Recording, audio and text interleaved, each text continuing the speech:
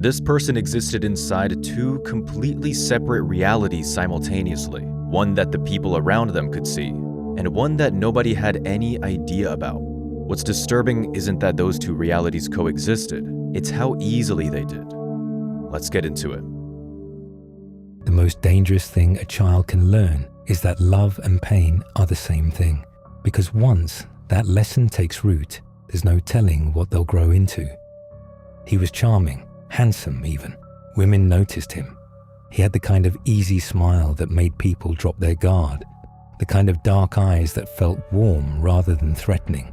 And that, more than anything else, is what made him so dangerous, because by the time those women understood what was happening, it was already too late.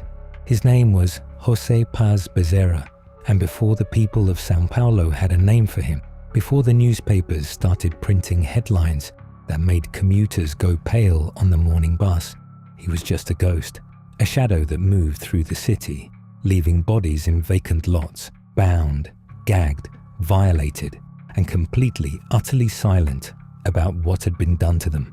This is his story, and I have to warn you, it gets dark. He was born on December 12th, 1945, in Alagoa Nova, a small and forgettable town in the state of Paraíba in northeastern Brazil. The kind of place where you're born into whatever your parents have, and what his parents had was almost nothing. His father, José Borges Filho, was sick, not just a little sick. The man had leprosy, and in rural 1940s Brazil, leprosy wasn't just a disease.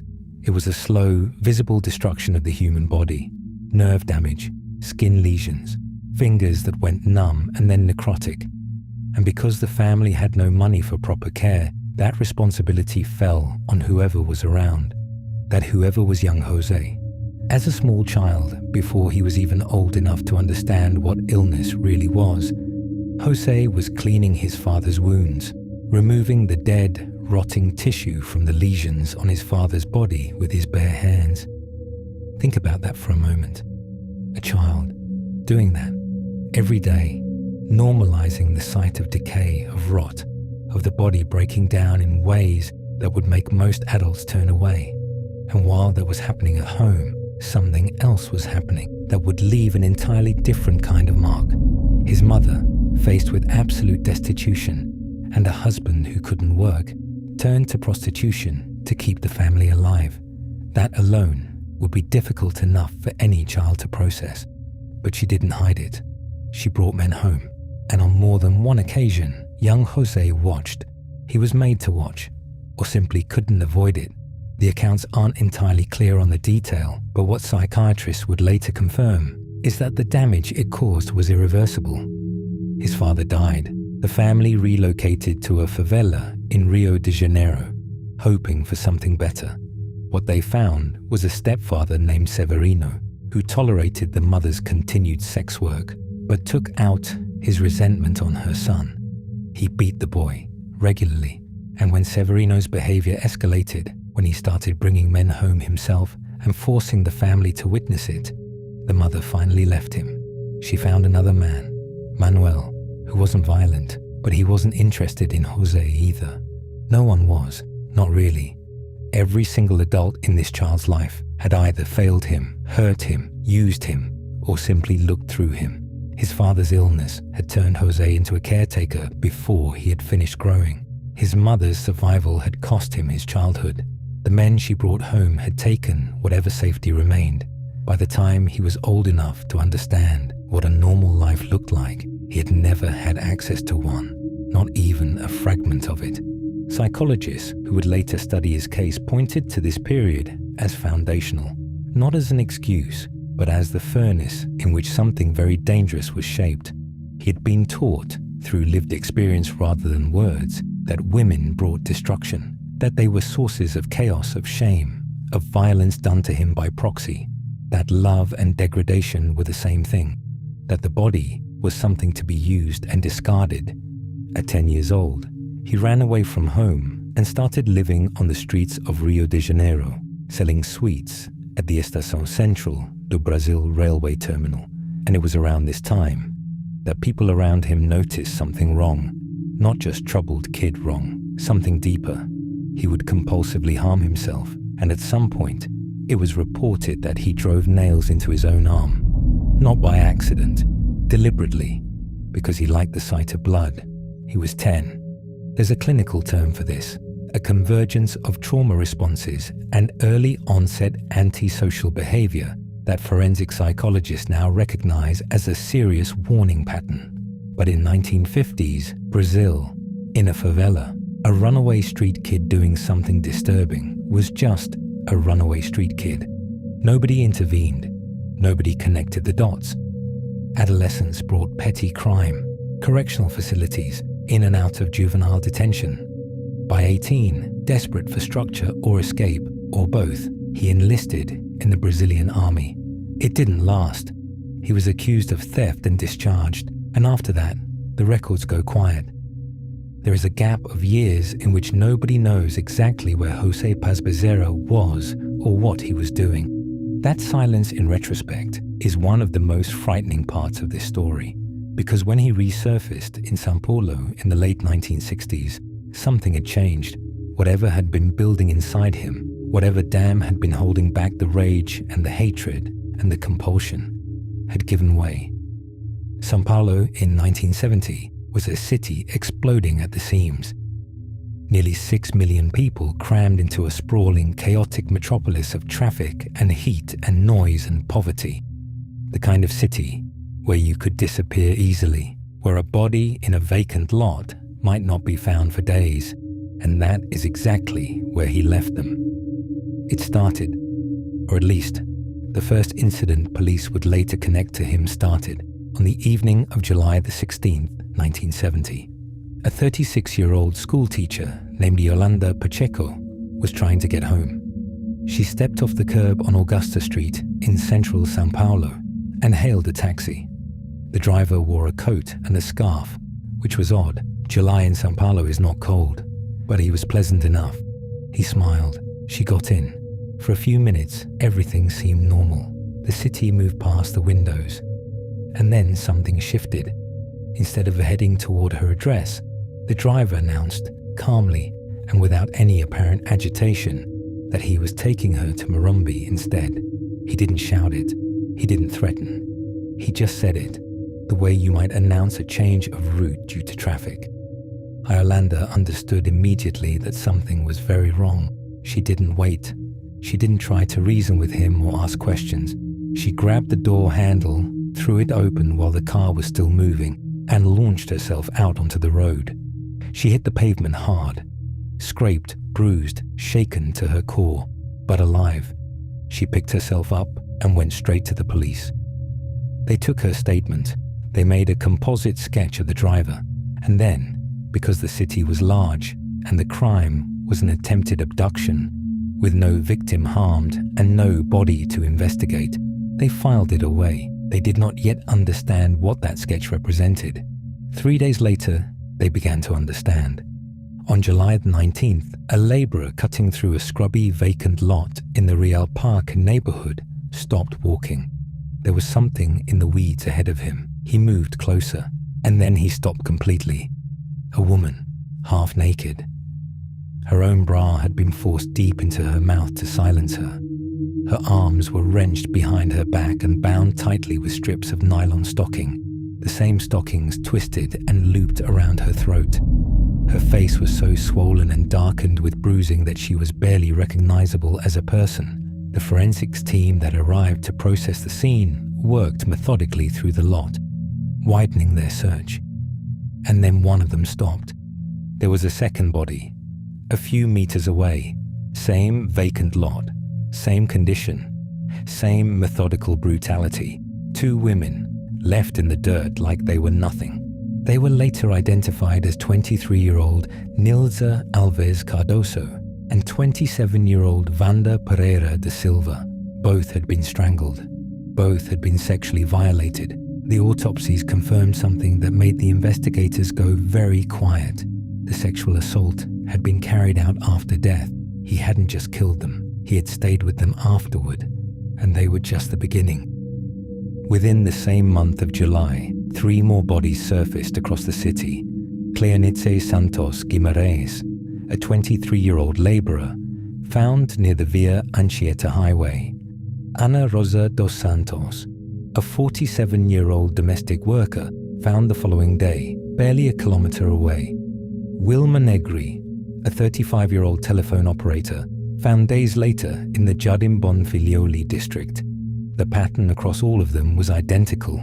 Vacant lots, naked, bound with their own clothing, gagged, strangled, violated after death, their faces beaten so badly that identification sometimes required fingerprints. He was choosing isolated places deliberately, places where a body might lie for a day, maybe two, before anyone found it.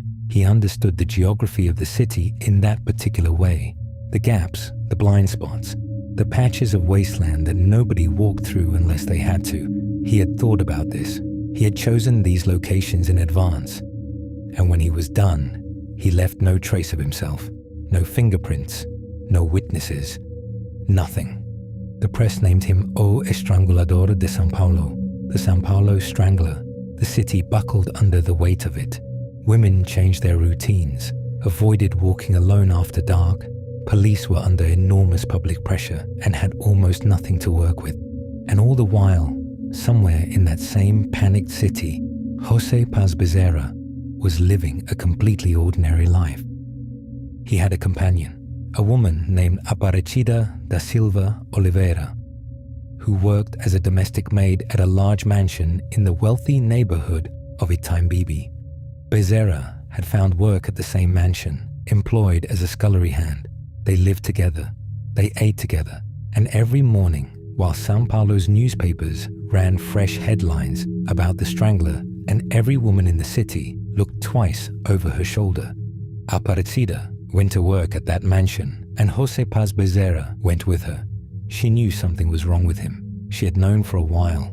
He had killed the family dog with an axe one morning without explanation, wiping the blade clean and saying nothing. When she asked questions he didn't like, he would look at her with a particular stillness and tell her, very quietly, that he would cut out her tongue if she kept asking. She had 2 daughters. She stayed quiet. She told herself she didn't know. She told herself she wasn't sure. And then one evening, he came home different, visibly shaken. His hands were unsteady. He moved through the house, pulling open drawers, looking for money, not answering when she spoke. She pressed him, and he sat down, and he told her he had killed 7 women. And then he looked at her and told her that if she said a single word about it to anyone, he would kill her too, and her daughters. Days passed, weeks. The newspapers kept printing their headlines, and she kept her silence, not because she didn't believe him, but precisely because she did. Then, in October 1970, he made his first and only real mistake. He stole jewelry from the mansion, around 20,000 cruzeiros worth of pieces belonging to the family. He took them and ran. When police arrived to investigate the theft, they brought Aparecida in for questioning. She sat across from the officers. They asked her about her companion, and something in her finally gave way. The fear of him, the weight of what she'd been carrying, the knowledge of what he'd told her. She broke. She told them everything. What the officers found inside confirmed every word. Stacks of newspaper clippings, carefully cut out, page after page of coverage about the São Paulo Strangler killings, like a personal archive, and alongside them, jewelry, earrings, necklaces, pieces of clothing, personal items that didn't belong to either of them, items that families of the victims would later come forward to identify with absolute certainty as belonging to their daughters, their mothers, their sisters. But Bezerra was already gone. He had run north to Guanabara, where his mother and sister lived, slipping out of São Paulo before the net could close. Police searched for him across 5 states: São Paulo, Guanabara, Recife, Ceará, Paraíba. They found nothing. He had dissolved into Brazil's vast interior, hitching rides with truck drivers, moving through the country like smoke through an open window.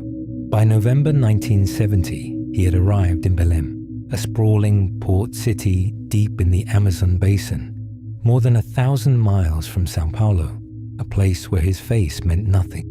where the newspapers that had printed his composite sketch might as well have been from another country. He settled in. He found work. He found another woman to live alongside. He thought he had outrun it. He hadn't outrun anything. He had simply relocated it. On December 23rd, 1970, 2 days before Christmas, officers from the Belém State Police were called to a vacant lot on the grounds of a Brazilian Navy radio station. 2 bodies, a 44-year-old teacher named Maria Teresa Marvão, and a second woman whose identity was never established, who remains unnamed to this day, whose family, if she had one, never knew what happened to her. Both women bore his signature, bound, gagged, strangled, violated after death. He had brought his method north with him, unchanged and unashamed, as though 1,000 miles of jungle meant nothing at all. Over the months that followed, he attacked twice more in Belém. One woman managed to escape. She got away, survived, and was never publicly identified. The other did not escape, but she didn't die either. What happened instead is perhaps the strangest and most unsettling detail in the entire case. She ended up living with him. She stayed, right up until the day he was arrested, whether through fear, through the kind of psychological control that predators cultivate in people they've already broken, or through something else entirely that the records don't fully explain. She remained, a living witness to what he was, sleeping under the same roof, day after day. His final confirmed victim was a woman named Anibalina Martins, a merchant. Her body was found on September 21st, 1971, in a vacant lot on Benfica Road near the town of Benavides, left in the dirt exactly like the first, because in all of it, across 5 years, across 2 cities, across what he claimed were 24 lives, there was only ever one method, one ritual. He had never deviated from it once. On November 12, 1971, police officers in Belém arrested a man who identified himself as Gilberto José Oliveira. He was calm, cooperative. There was nothing in his manner that suggested guilt or panic. He handed over his documents and waited.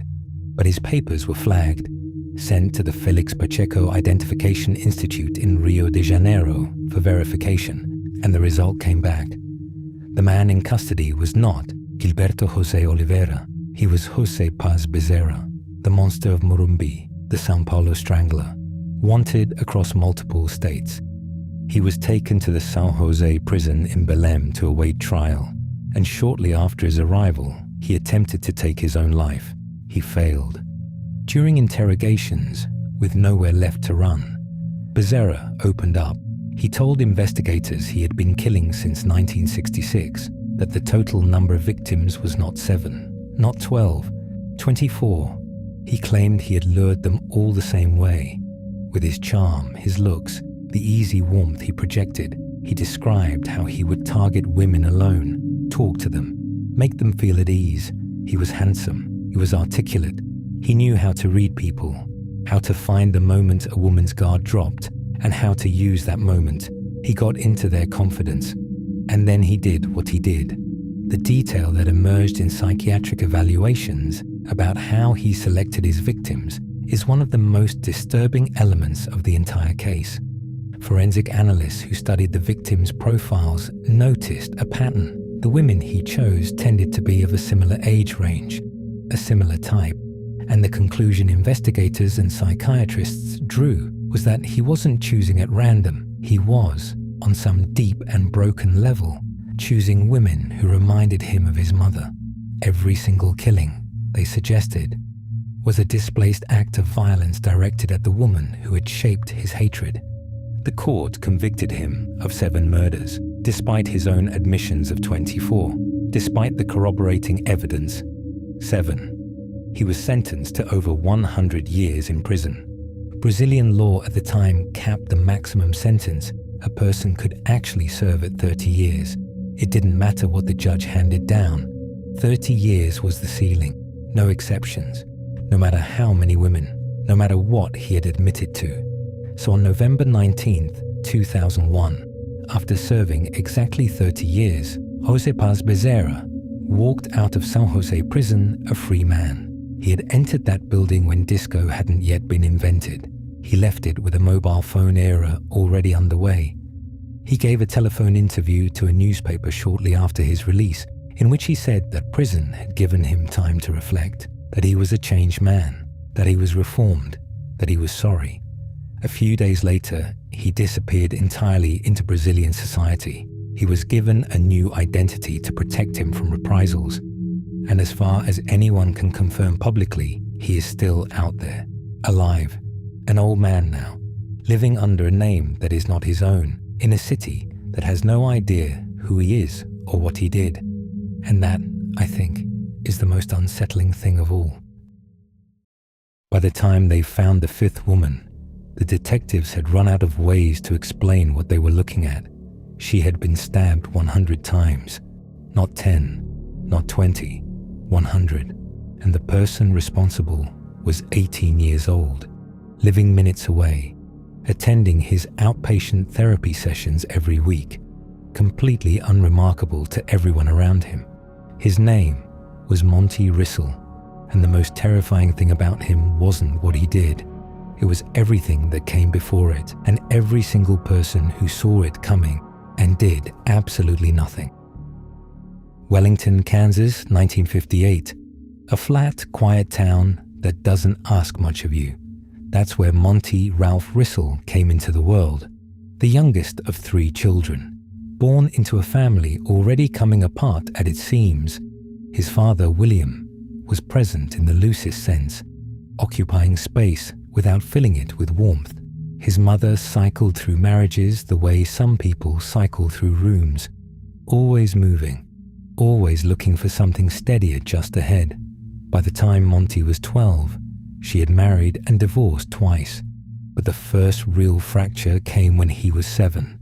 His father left, just gone, packed whatever mattered, and disappeared from the picture entirely. Monty reportedly wept for the whole journey away from Wellington because he desperately wanted to stay with his father. His mother said no, loaded the children into the car, and drove them to California. And that was it. The one tether that might have held something together inside the boy simply snapped. In California, she remarried. His stepfather's name was Milbert Hindery, Mike to those around him. Mike Hindery was a gun enthusiast with a violent temper and very little patience for children who weren't his. He once gave Monty a BB gun as a gift, and when the boy accidentally shot his cousin with it, Hindery took the gun back and beat the child with it until it broke. Not a metaphor, with the gun itself, until it broke. The violence, the absence, the message that he was something to be managed rather than loved. It settled into the architecture of him and quietly began to rebuild from the inside out. By 9, he was writing obscenities on school walls. By 12, breaking into apartments, lifting whatever he could carry. Then a stolen car. Then money from a community pool. A theft. Another theft. The offenses arrived like a drumbeat. Each one slightly heavier. Each one a small test of whether anyone would push back hard enough to stop him. Nobody did. When his mother divorced Hindery in 1970 and moved the family to Washington, D.C., the beatings stopped. But the damage those years had carved into him didn't pack up and leave with the stepfather. It stayed. It settled deeper, and without any consistent adult presence to interrupt it, Monty turned entirely inward, into a fantasy life that had been taking shape since he was barely old enough to name what he was imagining. Those fantasies were violent, sexual, dark in ways that most adults around him either didn't notice or didn't want to. In 1973, he was 14 years old, and the fantasies stopped being fantasies. He robbed a woman in his own apartment complex on North Armistead Street in Alexandria. Then he raped her.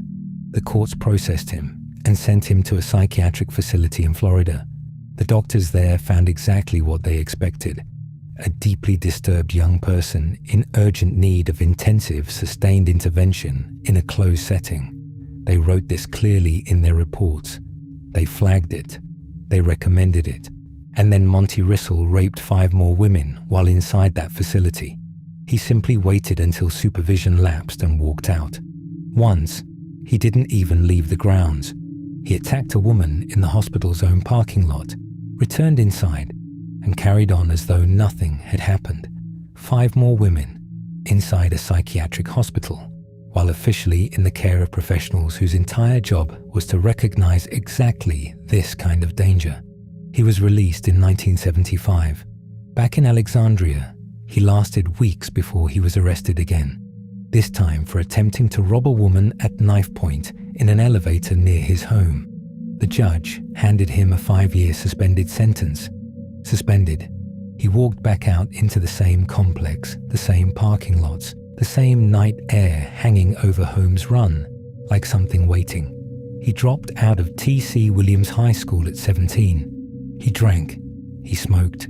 He spent nights parked in the dark with a mind full of things nobody had ever properly tried to reach into and dismantle. There was a girlfriend, a year older, recently gone to college, the one thin thread connecting him to something resembling ordinary life. And then she wrote him a letter. She was ending it. She had met someone else. He drove to her college. He needed to see it with his own eyes. He stood at a distance and watched her walking with another man, and something inside him, something that had been holding enormous, wordless tension for years, simply stopped resisting. He drove back to Alexandria. He sat in his parked car with a beer and a joint and stared into the dark for a long time. The rage was the size of everything, and it had no name, and it had no address, until it did. Just after 1 a.m. on August 4th, 1976, a woman crossed the parking lot of the Holmes Run complex on her way home. Her name was Aura Marina Gabor. She was 26 years old. She worked as a sex worker, though Rissell didn't know that yet. Not that it would have changed a single thing about what happened next. He came out of the dark with a knife, forced her back toward her car, and Aura, reading the situation the only way available to her, did what people do when they are trying to survive something they don't fully understand yet. She tried to diffuse it, tried to seem willing, unbothered. She performed compliance the way a person performs calm when they're standing on a ledge, hoping the performance itself becomes real. It was the worst thing she could have done, not because it was wrong, but because to Monty Rissell, her willingness wasn't relief, it was theft. It stripped away the one thing this had always been about: power, control, the sensation of being the immovable thing in someone else's world. He later told FBI agent Robert Ressler exactly what that moment felt like. His words, recalled from that prison interview: "It's like this bitch is trying to control things." Something behind his eyes switched off. He chased her into the ravine behind the complex. The night was thick and moonless, the creek running black and shallow below. He strangled her with her own bra. Then he pushed her face into that shallow water and held it there, the creek cold and indifferent, until there was nothing left to resist. He left her in the water and walked back across the parking lot and went to bed. He slept. The police found Aura Gabor's body. They investigated. They had no suspect. And Monty Rissell, who lived in the same complex, who had a prior rape conviction sitting in the system, who had been flagged by mental health professionals in language that could not have been clearer, remained completely untouched, invisible, just another 18-year-old in a quiet Virginia complex, going to his therapy appointments, getting high in his car at night, waiting for the pressure inside him to build back up to the point where it needed somewhere to go. It took 7 months. March 1977. Ursula Miltenberger was 22 years old, a farm girl from Ridgely, West Virginia, who had come to the city to build something. She was training as a manager at McDonald's, working her way up in the deliberate, steady way that people do when they've decided the future is worth constructing. She encountered Rissell near the Hamlet Apartments one evening, and he forced her into her own car at gunpoint. What happened inside that car deserves to be sat with, because it contains its own particular horror. She kept asking him what he was going to do. That question filled the car.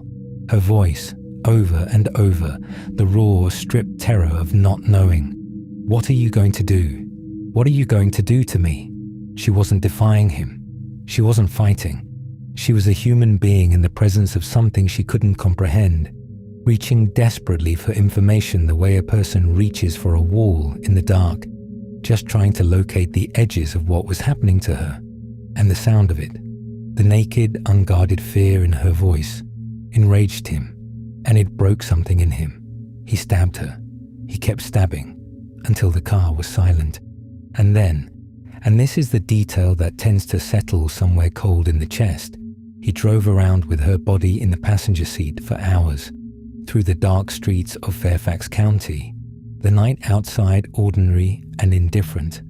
Ursula Mildenberger beside him, dead, while he looked for somewhere isolated enough, somewhere the trees were dense enough to swallow what he needed to leave behind. He found a wooded area off Duke Street.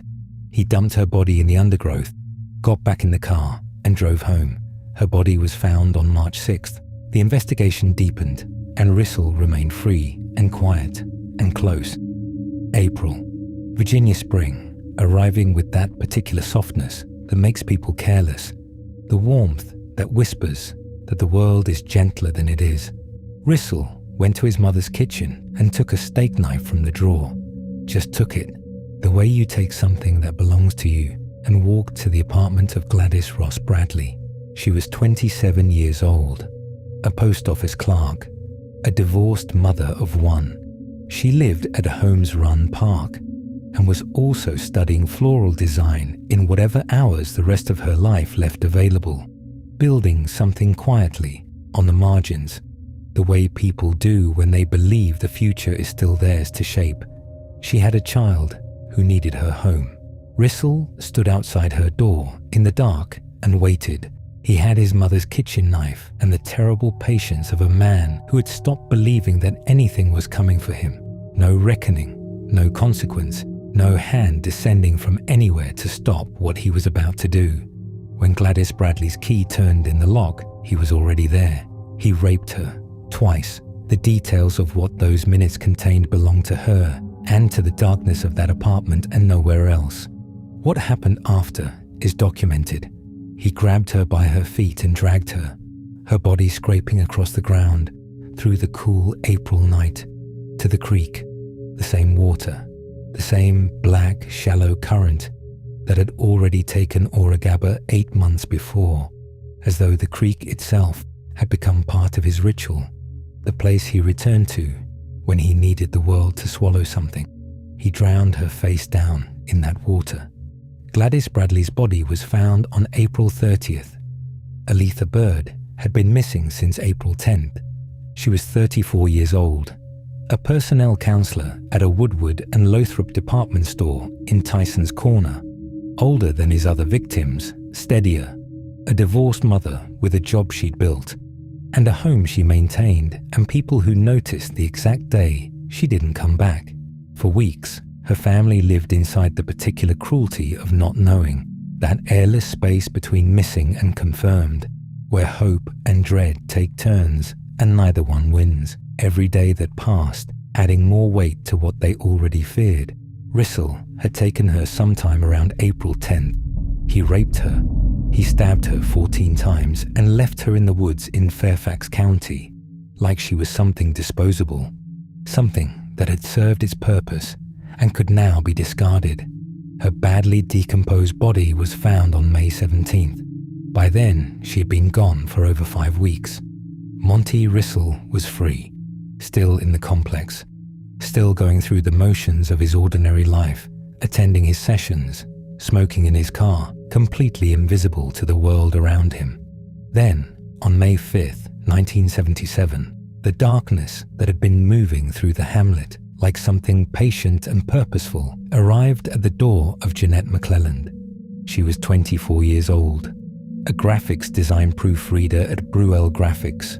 Creative, precise work, the kind that requires focus and an eye for detail. She also lived at the Hamlet Apartments. She had no reason to believe that evening was any different from any other. She was found in a culvert near Shirley Highway. She had been stabbed 100 times. Let that settle for a moment. Not rage that flares and burns itself out. Not violence that reaches a conclusion and stops. 100. This was something that kept going long past any ending a human mind would recognize. Every fracture, every failure, every dark fantasy compounding into a single act that had no flaw. He was trying to stab through the sound of his own interior, trying to reach a silence that never came. There was one woman he didn't kill.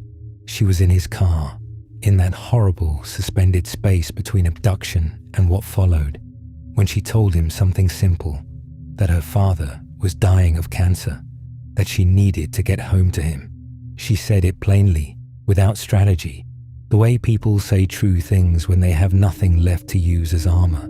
And it found something in him, because his older brother Harold was dying of cancer at that same time. Some thin, improbable strand of humanity crossed the darkness between them in that car, and Rissell stopped. He let her out, just stopped the car, and let her walk away into the night, unharmed, alive. That moment doesn't redeem him, but it tells you something, that even at the worst of it, he was not entirely without the residue of human feeling, just enough left to let one woman live, while 5 others lay in the earth. The investigation closed around him in May 1977. Alexandria detectives and Fairfax County investigators had been comparing notes for weeks, and the geography of the murders kept producing the same result. The cars, the bodies, the locations, everything forming a triangle with one address at its center. When forensic technicians pulled latent fingerprints from Ursula Miltenberger's abandoned vehicle, the match came back almost immediately. Monty Rissell, 18 years old, Holmes Run complex, prior rape conviction, prior robbery charge. Detective John Turner, who had suspected Rissell since shortly after the first murder, drew the triangle on a map, and the shape of it was undeniable. On May 18, 1977, already under police surveillance, Rissell's car was searched. Inside, officers found Aletha Bird's wallet, her keys, her comb, the ordinary possessions of a woman who had been missing for 5 weeks, sitting in the car of an 18-year-old boy like souvenirs. He confessed the same day, all 5. He sat across from the detectives and described what he had done to each of them with a flat, analytical candor that disturbed everyone in the room far more than rage would have. No remorse visible on the surface, just a recitation, as though he were reading back something that had happened to someone else. 5 consecutive life sentences. October 11th, 1977. Inside the prison, the FBI came. Agents Robert Ressler and John Douglas, architects of what would become criminal profiling, sat across from Rissell as part of their behavioral science unit research. They needed killers who would talk. Rissell talked with an openness that unsettled both men and taught them more about the psychology of sexual violence than almost any other single interview in the program's history. He described the fantasy life that had preceded the murders by years. He described the stressors, the girlfriend, the letter, the fury with no object that needed one. He explained how power and violence and sexuality had been wound together inside him since adolescence into something he could neither name nor dismantle. And he told them, in the line that has stayed in the literature ever since, that if he had been allowed to go with his father when his parents separated, he believed he would have become a lawyer. At 19, alone in his cell, he also wrote, by hand, all 461 pages, a manuscript titled The Trials and Tribulations of Monty R. Rissell, in which he tried to explain himself to himself and to whoever might one day read it. In a chapter called Reasoning, he wrote that drugs were a factor, that they amplified the fantasies, disordered his thinking, but he stopped short of naming them as the cause. He seemed to understand even then that the cause was older than any substance, quieter, more deeply rooted in the long, unreachable dark of his own beginning. The manuscript was never published. Every November since 1995, Monty Rissell has sat before a parole board. Every November, the families of his victims sit there too. Every year, the answer is the same. He remains at Lawrenceville Correctional Center, still there now, in the particular silence that belongs to men with nothing ahead but time. And Aura, Ursula, Gladys, Aletha, Jeanette, they remain exactly where he left them in time. Young, mid-stride, reaching toward futures that had only just begun to take shape. Not case files, not data points, women who crossed a parking lot, or came home late, or simply lived in the wrong place when a boy full of something no one ever tried to empty out of him was standing in the dark. That's the part that stays with you, not the evil, the waste, the absolute irrecoverable waste of it. A 14-year-old boy peered into a cave in rural Mexico and saw something so wrong, so absolutely incomprehensible, that he ran 25 kilometers through pitch-dark mountain terrain, barefoot, alone, just to get away from it. When he finally reached the police station and tried to explain what he'd seen, they laughed at him. They called him delusional. They sent him home with a single officer to prove there was nothing to worry about. That officer was never seen alive again. This is the story of Magdalena Solis, a woman who began life as one of Mexico's most invisible people and ended up as one of its most terrifying. She was born sometime around 1947 in the state of Tamaulipas in northeastern Mexico. The details of her early life are thin because people like Magdalena were not considered worth documenting. She was poor, she was a girl, she was nobody. Her family was dysfunctional in ways that history doesn't fully record. But what is known is that by the time Magdalena was a teenager, she was already working as a prostitute, and the person managing her, the person collecting the money, was her own brother, Eliezer. The first person in her life who was supposed to protect her was the one selling her. She didn't grow up with safety. She didn't grow up with dignity. She grew up learning that people existed to be used, that power was the only currency that mattered, and that the world had absolutely no interest in her well-being. That knowledge, embedded deep into a person during their most formative years, doesn't disappear. It calcifies. And in Magdalena's case, it was waiting, quietly, patiently, for the right moment to become something monstrous. There was one other thing about Magdalena that the people around her had noticed. Before any of this happened, before the caves and the blood and the cult, she had a reputation. In the streets of Monterrey, where she worked, people knew her as someone who claimed to channel spirits. She said she could communicate with the dead. She performed what locals called trance states, slipping into altered consciousness and speaking in voices that weren't hers. Whether this was genuine belief, performance, or some combination of both, nobody could say, but the reputation was there. And when two con men from a small mountain village came looking for a woman who could convincingly play a god, that reputation was exactly what they needed. Santos and Caetano Hernandez were brothers. They were also small-time con artists, drifting from town to town in early 1960s Mexico running scams, taking what they could, and moving on before anyone caught up with them. By late 1962, they had their eyes on a particular target, a tiny isolated farming community called Yerba Buena, nestled in the foothills of the eastern Sierra Madre in Tamaulipas. The village had around 50 inhabitants. Nearly all of them were desperately poor. Almost none of them could read. To the Hernandez brothers, this wasn't a tragedy. It was an opportunity. They arrived in Yerba Buena and immediately began spreading a story. They were prophets, they said, messengers of the ancient Incan gods, powerful divine beings who had been exiled from their kingdom and were waiting to return. And in exchange for devotion, for tribute, for absolute and unquestioning loyalty, those gods would reward the villagers with something they had never had: treasure, wealth, a way out. Now, and this is actually important, the Inca Empire was in Peru.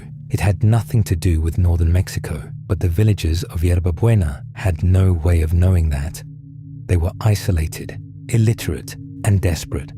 The brothers used sleight of hand tricks during their rituals to create the impression of supernatural power. Small illusions, smoke and misdirection, and in the darkness of the mountain caves, by firelight, with no education to counter what they were seeing, the villagers believed it completely. They handed over money. They handed over food.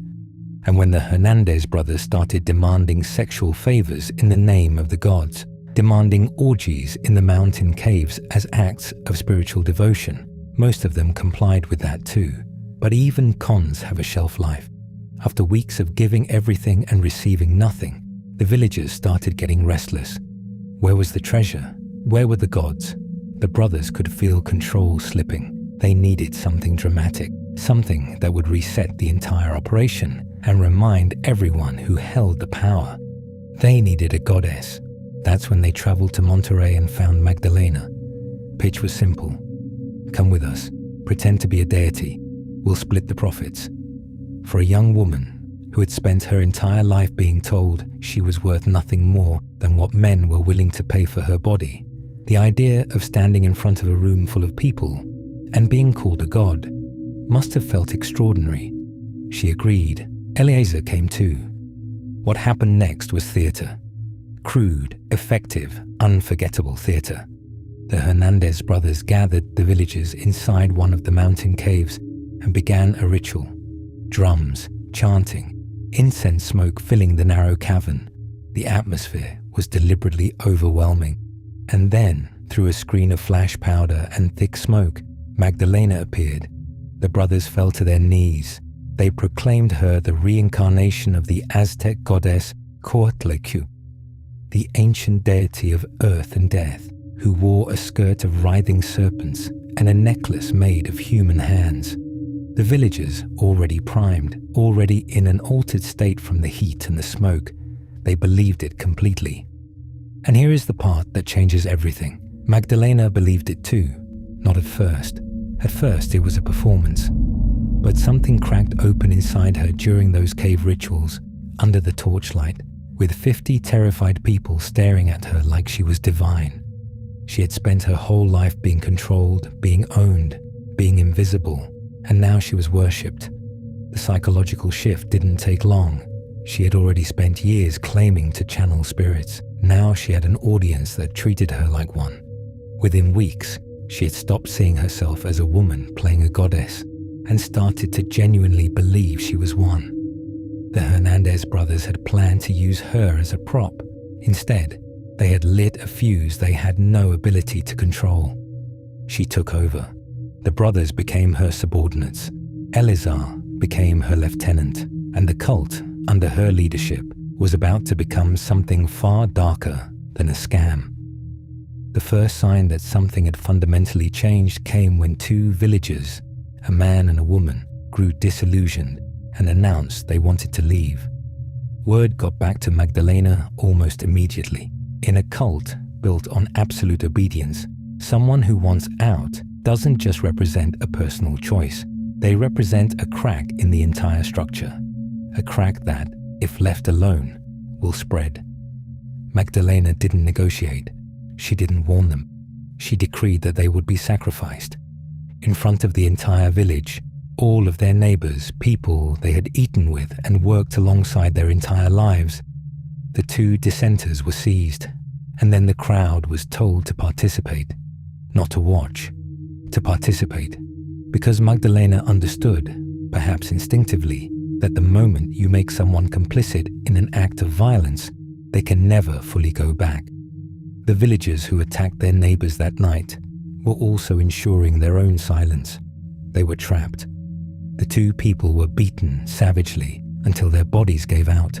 Their blood was collected in a ceremonial cup mixed with chicken blood and narcotics, marijuana, peyote, and passed around the assembled group to drink, starting with Magdalena, who raised the cup, tilted her head back and swallowed slowly, with her eyes closed, as if in prayer. Then to the high priests, then to the villagers, all of them, one by one, under the firelight, In a cave in the mountains of northeastern Mexico, they drank the blood of their neighbors, and when it was over, Magdalena told them what it meant, that they were elevated now, that the gods had seen what they had done and found it worthy, that they were no longer ordinary people. They were chosen.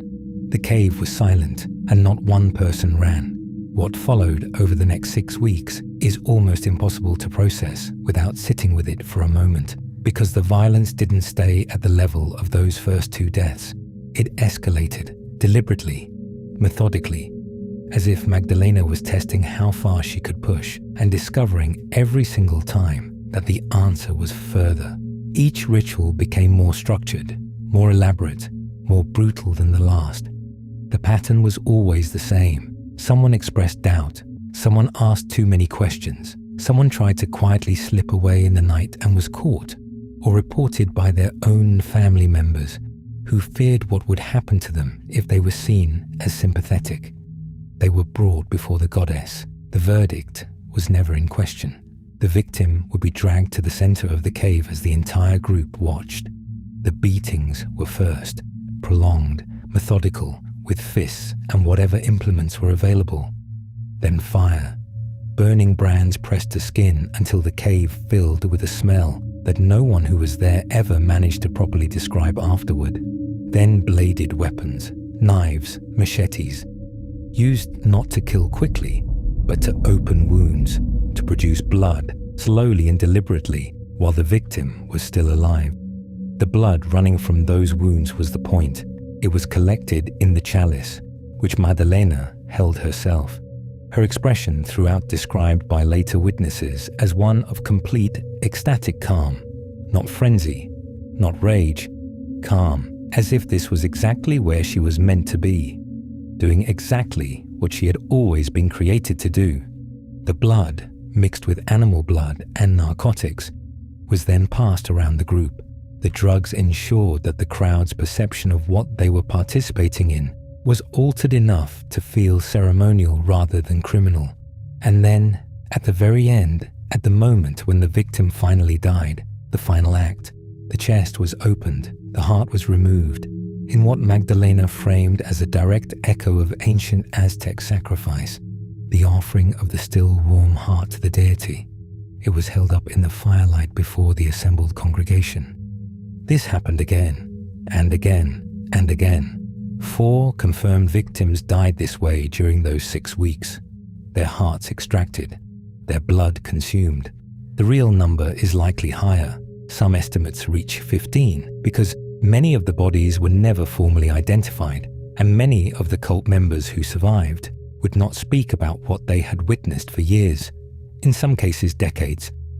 And throughout every single ritual, Magdalena presided, watching, directing, consuming. The woman who had once been sold on street corners in Monterrey had built something that, from inside the cave walls at least, must have felt like an empire. Then a 14-year-old boy wandered too close to the wrong cave. It was a warm evening in May of 1963. Sebastián Guerrero was out near the mountain caves that surrounded Yerba Buena, the same caves full of local legends about hidden gold and ancient treasure. He saw flickering lights coming from inside one of them. He heard sounds he couldn't quite identify, human sounds, but not talking, not singing, something else entirely. His curiosity, the specific, terrible curiosity that 14-year-olds are capable of, pulled him toward the entrance. He crouched behind a rock at the mouth of the cave and looked inside. What he saw was a ritual in full progress, a crowd of people surrounding a single figure who was being held in place at the center, Magdalena at the front, holding a cup, the sounds he'd heard from outside now making horrifying sense. He didn't move until he was absolutely certain no one had seen him. Then he ran 25 kilometers through the dark to the police station in Villagrán. By the time he arrived, he could barely form sentences. When he finally managed to explain what he'd seen, a group of people in the mountains drinking human blood, the officers looked at each other and laughed. A disturbed boy, maybe drugged. They sent him home. The next morning, a single investigator named Luis Martinez offered to escort Guerrero back to Yerba Buena to show the boy there was nothing to be afraid of. They left the station together on the morning of an ordinary day. Luis Martinez was a professional, an experienced officer. He had a job to get back to that afternoon. He never came back. When Martinez failed to report for duty, and then again the following morning, something shifted at the police station because a frightened boy with a wild story could be dismissed. A trained, experienced law enforcement officer disappearing in the same location on the same day he went to investigate that story. That could not. The police contacted the army. On May 31st, 1963, a joint force of state police and Mexican army soldiers descended on Yerba Buena. They found Magdalena and Eleazar at a farmhouse on the edge of the village. Both of them were heavily under the influence of marijuana, barely coherent, barely aware of what was happening around them. Santos Hernandez tried to run the moment he saw the soldiers. They shot him dead before he reached the tree line. When word spread through the village that armed men were everywhere and that the goddess had been taken, the remaining cult members did something that tells you everything about how completely Magdalena had consumed their grip on reality. They retreated into the caves, armed themselves with whatever weapons they had, and opened fire on the police. 50 impoverished, barely armed farmers chose to die fighting rather than face a world in which their goddess was gone. The soldiers had superior numbers and weapons. The exchange was short. Those who survived were pulled out of the caves in handcuffs. And then the investigators started searching. Near the farmhouse where Magdalena had been arrested, they found the bodies of Sebastián Guerrero and Officer Luis Martinez. Both were dismembered. Martinez's chest had been opened. His heart had been removed. Inside the caves, they found 6 more sets of remains, all of them dismembered, some burnt, some with the characteristic wound pattern of the ritual, the cuts made to bleed rather than kill quickly, the damage consistent with prolonged deliberate violence before death. The cave walls in places were dark with old blood that had dried into the stone. Caetano Hernandez, the surviving con man brother who had started all of this, was found dead separately. A cult member named Jesus Rubio had killed him, not out of horror at what the cult had done, but because Rubio had figured out the scam and wanted a piece of the operation for himself. The trial took place in June of 1963. Magdalena and Eleazar Solis were charged with murder. The 12 surviving cult members, poor, illiterate farmers who had been systematically manipulated over months of psychological and chemical coercion, were also convicted, each receiving 30-year sentences. Their poverty and illiteracy were considered mitigating factors by the judge. That is the closest thing to mercy that anyone received in this entire story. Magdalena showed nothing, no remorse, no explanation, no apparent awareness that what she had done was anything other than the natural right of a goddess to demand sacrifice. Psychologists who later examined her described a severe religious psychosis, delusions of grandeur so deeply embedded they may have been genuinely unshakable. Whether she truly believed she was divine, or whether she was the most controlled and calculating of all the actors in this case, is a question that may not have a clean answer. Perhaps even she didn't know. She was sentenced to 50 years in prison, the maximum under Mexican law at the time. Eleazar received the same.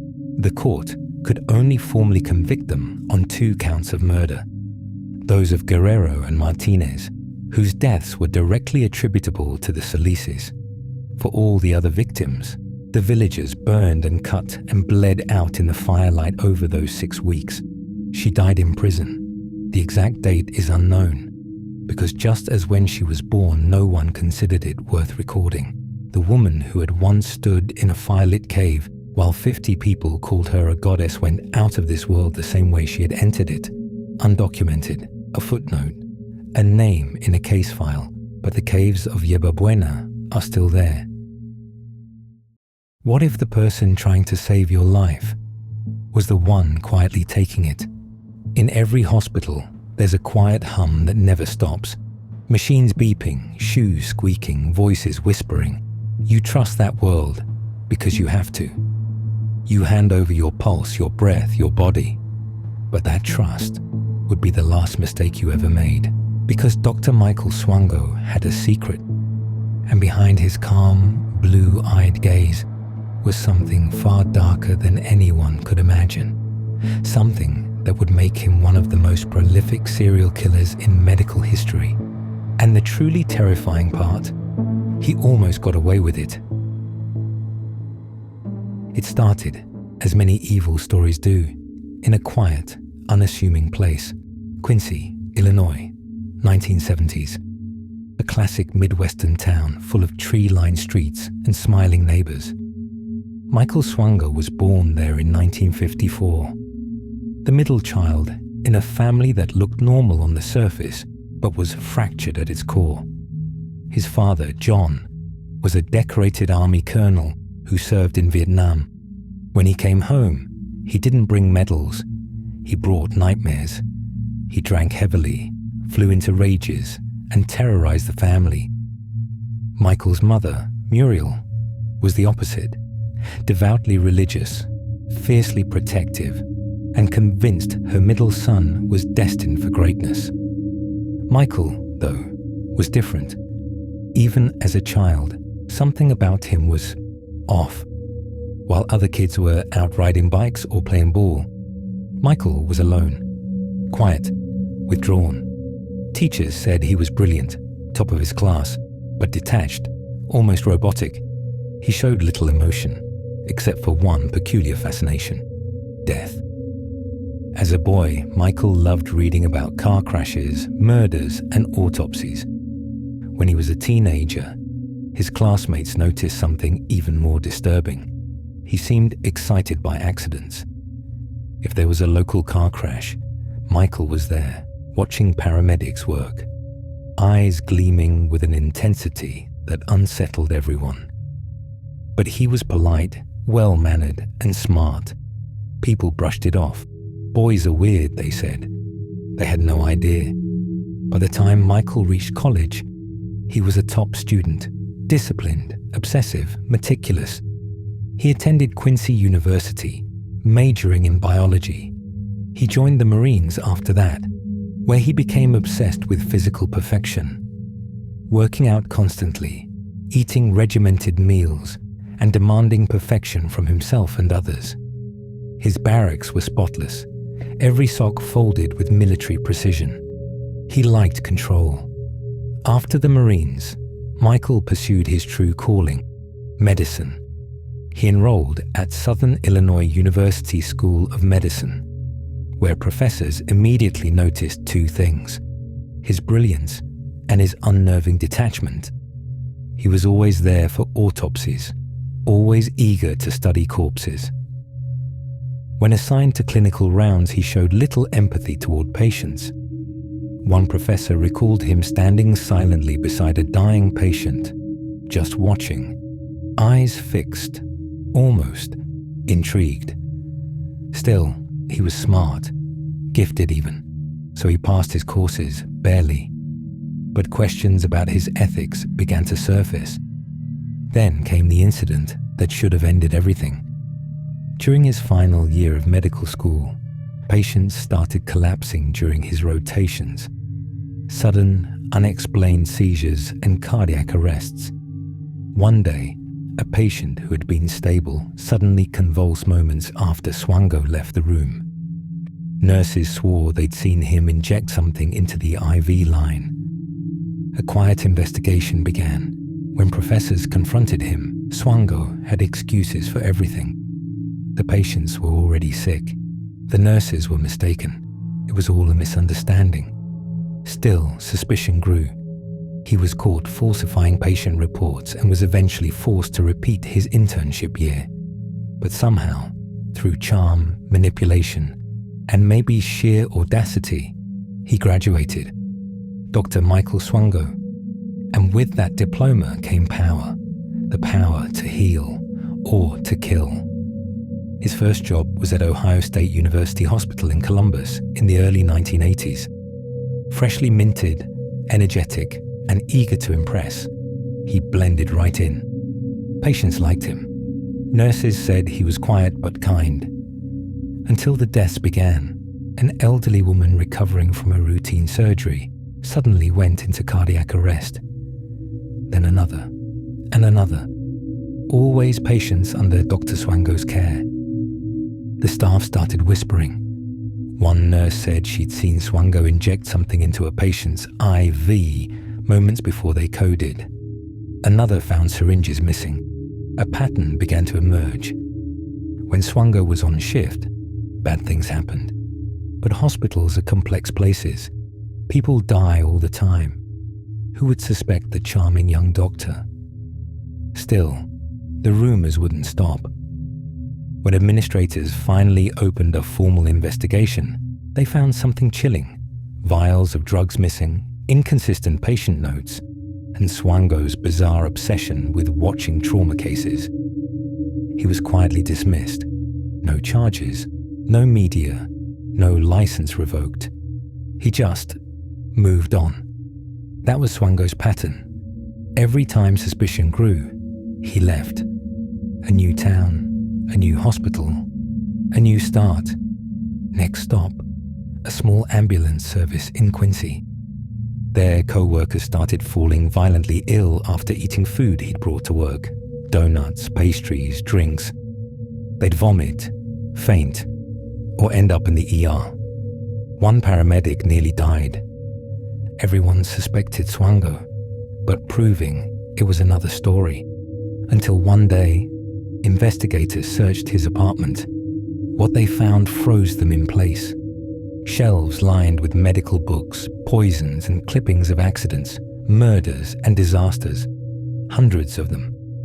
Articles about death, chaos and human suffering. All meticulously organized. It looked less like a doctor's home and more like a serial killer's trophy room. They found poison too, enough to kill dozens. In 1985, Michael Swango was finally arrested, but not for murder, for tampering with food. He served just 5 years in prison, 5 years for poisoning people. When he got out, he was still legally allowed to practice medicine. You'd think someone like him would lay low, but not Swango. In prison, he'd become obsessed with reclaiming his medical career. He forged documents, falsified resumes, and even changed his name. In 1991, he applied for a residency in internal medicine at a hospital in South Dakota, and they hired him. Nobody knew about his past. He was charming, professional, meticulous, the kind of doctor everyone wanted on their team. And once again, patients started dying. Seemingly healthy people, recovering from minor illnesses, suddenly collapsed after his rounds. One nurse noticed that these deaths always happened shortly after Swango entered their rooms. When she raised concerns, administrators told her to stop spreading rumors. But behind the scenes, they were getting nervous. Someone ran a background check, and the truth came out. The fake name, the poisoning conviction, the lies. Swango was fired immediately, but he didn't stop. Next, he moved to Zimbabwe. It was the early 1990s, and Swango, ever resourceful, found work in a rural mission hospital, treating patients who had no idea who he really was. At first, villagers called him the Miracle Doctor. He was efficient, confident, and worked tirelessly until his patients started dying. Again, young women, children, people recovering from simple infections suddenly dropping dead. Nurses began refusing to work with him.